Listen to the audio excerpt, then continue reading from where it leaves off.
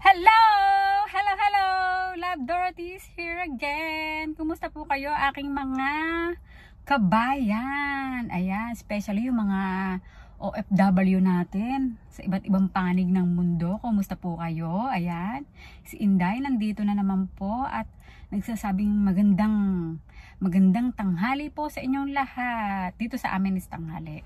So, sa atin, sa Pilipinas, of course, syempre madaling araw pa dyan. So, matulog po kayo na mahimbing. At pagkagising nyo, magandang umaga po sa inyo. Sana po ay kayo nasa mabuting kalagayan. Ayan. Ano po ba ang pag-uusapan natin ngayon? Guys, alam nyo ba na may narinig na naman akong balita na meron na naman daw kumakalat na virus ngayon. So, come on! Yung pagpe-face mask natin ay ibabalik na natin ulit. No!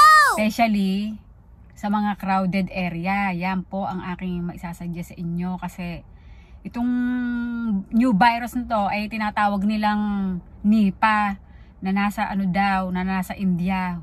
Wow, India? India talaga. Oo, sa India daw. So sana daw, wag na raw lumabas doon. Wag na raw kumalat. Oo naman, no? Diyan na lang kayo mag-stay sa India. So ayun na nga, guys.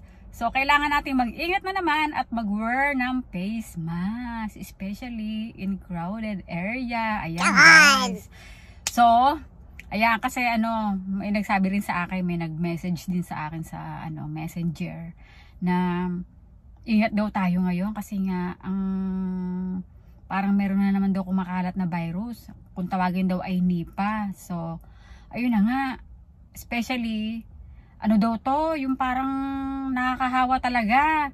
Pagka raw ito ay pumasa sa mga hayop, madali raw rin mapapasahan ang mga tao. So, ayun na nga, nakakatakot, diba?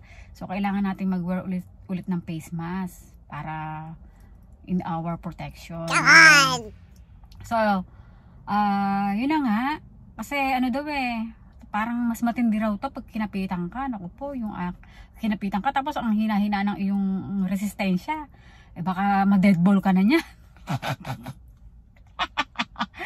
Ay, naku po, kaya ingat tayo ha, lalo na yung mga mahihina ang resistensya. Naku po, pag kayo po ay nadapuan niya, baka ma-brain kayo ha? Oh, ma-brain hormone. Ano ba yung brain hormone? Brain hormone baka matuyo yung utak. So ayun na nga, guys. Yun nga sabi, kailangan natin magsuot ulit ng face mask. Back to face mask ulit tayo. So yun na nga, guys. Iba yung ingat na naman po tayo. So yun na nga, guys, yun lang. Kasi yun lang naman ang nasagap kong balita. Gusto ko lang i-share sa inyo. Ayun na nga. So, sana ay mag-ingat po kayo dyan. Yung ating mga kababayan sa iba't ibang panig ng mundo, ha. Mag-ingat kayo. Magsuot kayo ng face mask. Especially kung pupunta kayo sa mga mall. Ayan. Naku po, mag-ingat kayo. Maraming tao dun. Always crowded in the mall. So, yun na nga. Saka sa mga yung mga sa mga park naman, hindi naman masyadong crowded doon. Ayan, sa mga palengke, ayan, supermarket, ayan, dyan yung mga crowded Tapos yung mga company na maraming employee, ayan, dapat naka-face mask kayo. Saan pa ba maraming crowded? Yun lang yung naisip ko So, yun na nga guys. Ayun lang ang maipapayo ko, mag-face mask ulit tayo para sa ating for our own protection, para sa ating health. Ayan.